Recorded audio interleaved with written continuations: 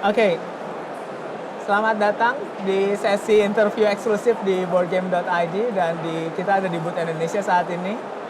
With us now is an honor to have Professor Knizia with us today, and as perhaps everybody in Indonesia already know, he's one of the best game designer in the world, and he already designed, if I'm not mistaken, like 600 more games until now.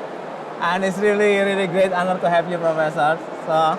Before I start, please allow me to introduce myself. My name is Eko Nugroho. I'm now become the host of these discussions. And again, honestly, I'm really nervous today, so to have you. But allow me to continue. So, Professor, welcome to Booth Indonesia. It's an honor to have you. So, this is amazing. Honestly, I don't know how to start, but to have you as a person here is quite remarkable. I mean, I play a lot of your game, and I found that your game is very mathematical in many sense, and it was amazing how to see such a game can provide such a balance and everything. But it's come to our first questions. How you start everything? How you start to decide a game? Can you tell a little bit about that? Yeah, I think you become a game designer because you love playing games. Yeah. That means usually as a child, you get a lot of games. In Germany, in Europe, we have the tradition that every family has lots of games, and it has a very high value in the culture because there are lots of educational games where the children really learn about social behavior, learn about mathematics, learn about history, all the different topics, but they are not done in a way you must learn, but it is more of an emotional, joyful engagement in the games. And then people don't even notice that they also learn and get a wider view of the world. And so the same for me. I grew up in a family, we played a lot, I was very enthusiastic about playing, and I have played all my life. That's how you start. So you come from this family that bring play as part of the culture of the family. Yeah, and but that is a normal family in Europe. Yes. Okay, I think that's not yet normal in us. So, but what is your first game design that you have done? That is actually very difficult to say because I grew up in a small town, and there was only one shop which sold games, and that was the barber shop. So wait, it's barber shop selling a game? Yeah, he sold other things as well, so he had some stationery and he sold games. Oh, okay. But he had a very small choice of games. Okay. And so very early when I found themes which made me enthusiastic, I started to do my own games. Yes. And so I was 8 years or 10 years old. 10 years, you already like. We had games with knights and rivers and castles. We had another game where we had monkeys trying to find bananas in the jungle. They were not for publishing. They were just for the joy of playing. And so it continued and continued with more and more experience until I started to approach the publishers and publish. And so it means that you start everything since very early age, I mean 8 or 10, and you find the joyful of creating this kind of games. And what is your parent reaction? I know that you start to create games, and how they found this kind of process for you? Is it okay? What is their response? The response by whom? The parents. The balance to find in the game. Yeah. Well, the heart of the play development, of the design, is really play testing. So I'm a mathematician, but there are historians, there are illustrators. The nice thing about game design is that the people come from many different backgrounds, and that makes many different versions of different games. Now, for me, I found that I want to start with the emotion which I want people to feel. And then I find the right theme and topic and setting for it, and then I look at the mechanism so that in the end I have a very simple game, but something which has a deep way of involving people.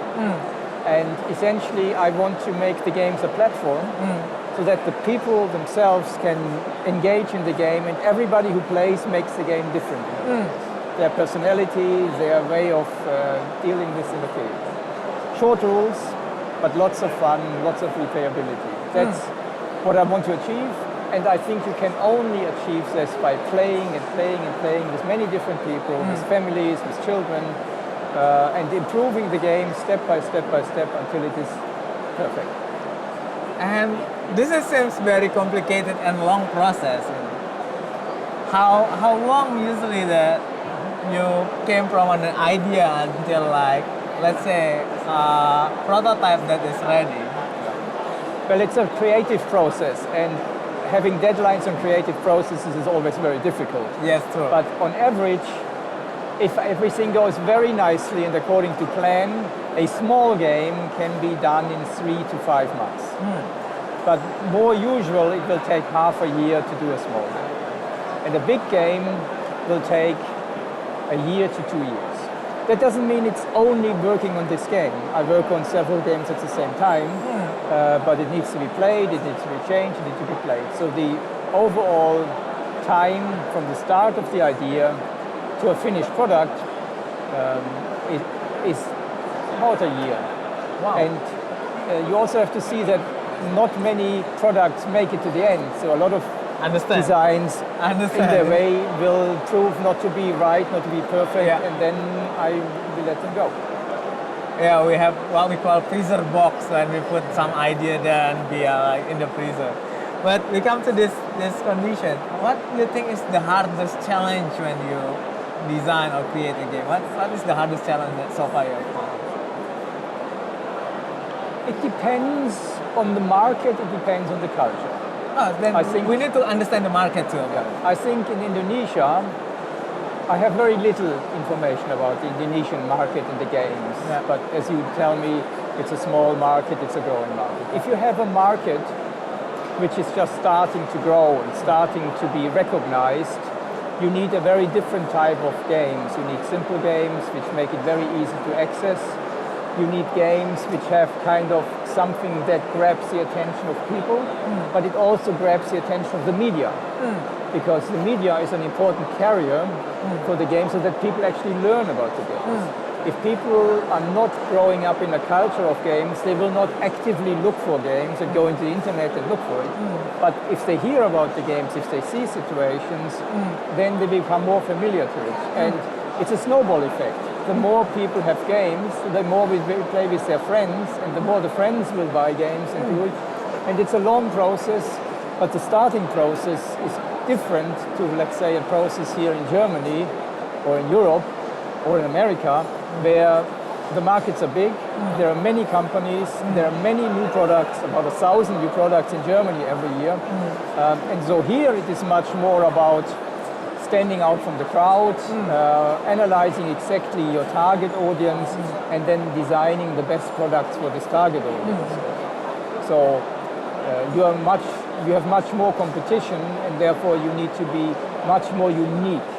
Whereas I think familiarity is more important for a market which is growing. And I assume there must be some traditional games in Indonesia. So taking these and maybe making them modern, applying them to today's world, making them relevant for kids, making them relevant for adults, could be a good way into the games.